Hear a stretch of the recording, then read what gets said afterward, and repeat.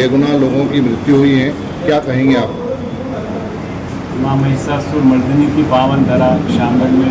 नगर पालिका के परिसर में आने का अवसर मिला और पूरा देश आज पहलगांव की इस और बर्बर कांड से दुखी है, आवेश में भरा हुआ है। और वास्तविकता यही है कि निर्दोष को मारना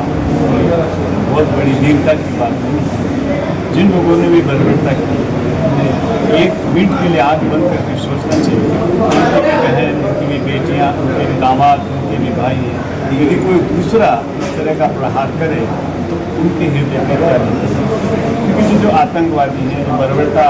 मानसिक वाले जो लोग हैं, जिनका ना कोई ईमान होता है, ना कोई धर्म होता है, ना किसी जुड़े हुए होते हैं, ये एकमात्र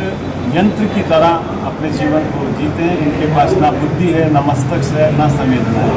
इसीलिए ये अपना क्रूर कार्य कर लेते हैं। तो हम परमपिता परमात्मा से यही आग्रह करते हैं कि जिन्होंने भी ये बर्बरता और विभत्स कार्य किया, ईश्वर अवश्य उन्हें दंड देगा और दंड मिलना भी चाहिए, क्योंकि बुरा करोगे तो अवश्य उस बुराई का परिणाम भुगतना चाहिए। हम बड़े दुखी मन और हृदय की विदीर्णता से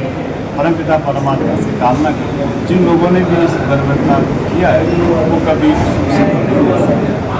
देश की जनता को क्या संदेश देना चाहेंगे इस आतंकी घटना को लेकर? आतंकवाद का कोई वैसे तो कोई धर्म नहीं होता है, उनकी मानसिकता है बिल्कुल उल्टी होती है, लेकिन फिर भी हम यही कहना चाहते हैं कि ये समय इस तरह का समय है जिसमें अपने आप आपा भी हमें नहीं खोना है और देश का माहौल भी नहीं बिगड़ना चाहिए, क्योंकि हम सब एक ही देश में रहने वाले लोग हैं, एक साथ पले हैं, बड़े हैं, आगे उठे हैं। अब ये जो भेदभाव की लकीर को मिटाना पड़ेगा और सभी समाज, सभी धर्म के जो अच्छे लोग हैं, जो वास्तव में परमात्मा को मानने वाले लोग, मालिक को मानने वाले लोग हैं, उनको आगे आना चाहिए और अपने वक्तव्य के माध्यम से इस समाज को दिशा और दिशा देनी चाहिए, क्योंकि ये सुधरने वाले लोग हैं, क्योंकि इनकी मानसिकता बिल्कुल निष्क्रिय है, ये डेड माइंड है। लेकिन आने वाली नस्लों के लिए हमें हर धर्म, हर समाज के अच्छे लोगों को आगे आना चाहिए और धर्म की जो वास्तविक व्याख्या है उस पर प्रकाश डालना चाहिए और सभी को एक कंठ से बुराई को तो बुरा कहना ही चाहिए। हम इतना आग्रह होने के गुरुदेव, वर्तमान में कथावाचकों का बोलबाला है। पूरा देश, महिलाएं, पुरुष धार्मिक रूप से एक आस्थावान होकर कथावाचकों के पीछे अंध रूप से उनके पीछे लगे हैं, तो कहीं ना कहीं साधु और कथावाचकों में अंतर एक आम जनता कैसे करे? कथावाचक और साधुता में रात दिन का अंतर है, क्योंकि कथाकार तो एक सत्यनारायण की कथा करने वाला भी कथाकार होता है। जो जीवन की व्यथा को ठीक से समझ जाए वही कथाकार हो सकता है,